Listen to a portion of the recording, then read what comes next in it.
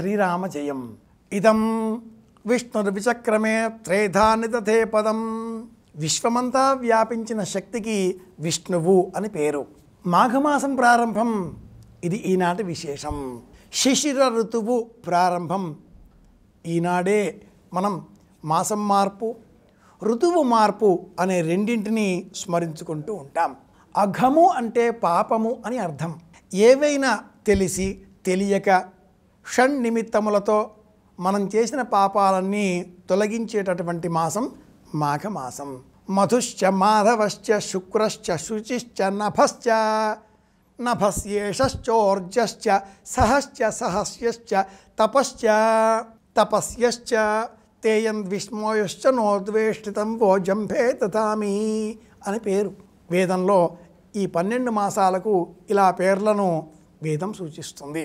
తపోమాసం ఈ మాఘమాసానికి ఉండే పేరు. తపస్సు అంటే ఏమిటి?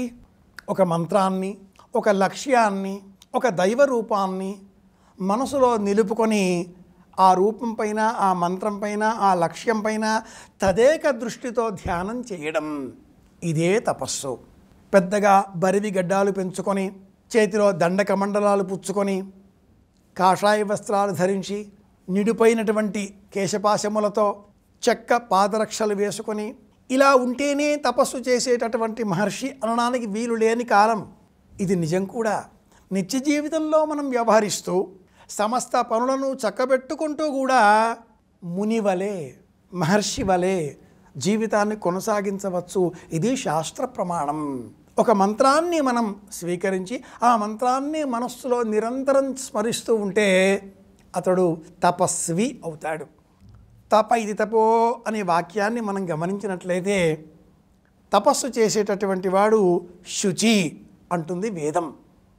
అగ్నిశుచి వ్రతతమశుచి. వ్రతతముడు శుచిత్వం గలవాడు అవుతాడు.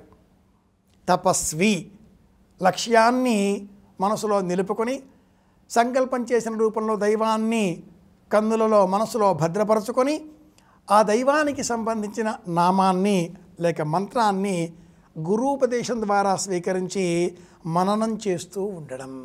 చేసే పనిపైన మనస్సుని లగ్నం చేయగలిగితే అది కూడా తపస్సే అవుతుంది. అలాంటి తపస్సు ఎలా చేయాలో అభ్యాసం చేయవలసిన మాసం మాఘమాసం. ఇక నుంచి పగటి కాలం బాగా పెరుగుతుంది, రాత్రి కాలం తగ్గుతుంది. సూర్య ఆరాధనకు ఈ మాఘమాసం ప్రత్యేకం.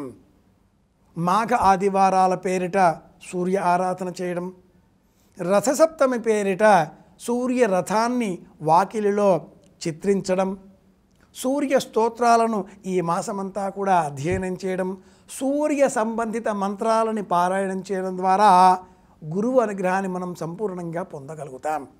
సూర్యుడినే గురువుగా భావన చేస్తూ ఈ మాఘమాసమంతా పాడ్యమి మొదలుగా అమావాస్య వరకు ప్రతిరోజు సూర్యోదయం అయిన తదుపరి మొదటి జాము 8-9 గంటల వరకు ఆదిత్య హృదయం రోజు వింటూ ఉంటే ఆ ఆదిత్య హృదయాన్ని వినడం ద్వారా, నేర్చుకోవడంతో మనసులో స్మరణం చేయడం ద్వారా సూర్యుని అనుగ్రహానికి పాత్రలమవుతాం, ఆరోగ్యాన్ని కాపాడుకున్న వాళ్ళము అవుతాం.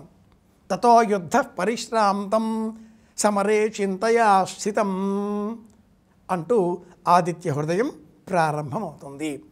శ్రీరామాయణం యుద్ధకాండలో ఉన్నటువంటి ఈ సర్గ పారాయణం చేసినా విన్నా సంపూర్ణమైన ఆరోగ్యం మనకు లభిస్తుంది అంటూ సంప్రదాయం తెలియజేసింది. నేర్చుకోవలసిన మాసం మాఘమాసం. గురువారం ప్రారంభం చేద్దాం. అందరి క్షేమాన్ని కోరుదాం. మళ్ళీ రేపు కలుసుకుందాం.